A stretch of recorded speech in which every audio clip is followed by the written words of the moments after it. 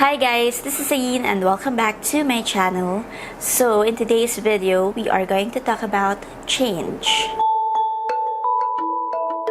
Is there anything in your life that you want to change now? The uncertainty of each passing day makes change an inevitable part of our lives. Change is constant. It's part of our evolution as human beings. If we haven't changed in the recent years, we wouldn't be where we are now and we wouldn't be who we are now. But why do most of us fear change? The idea of change becomes dreadful when we think about the comfort and normalcy of the things around us.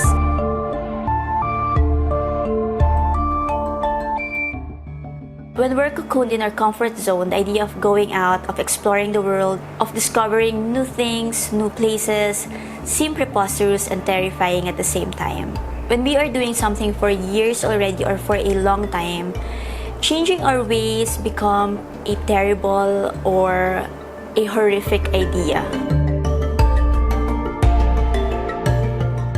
However, change is part of growth. Let's say there's something in your life that you want to improve, then it most likely requires change. That being said, change doesn't have to be drastic or it doesn't have to, affect something in an enormous way.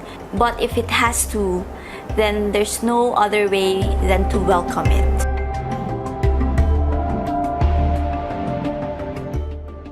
We are always encouraged to take risks in this life. And when we take risks, we really don't know what will happen, what the result will be. Will we see things pan out the way we want it to, or will we fail?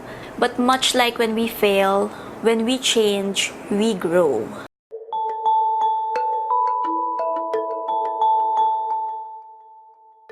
So, while we're still living, why don't we grab the opportunity?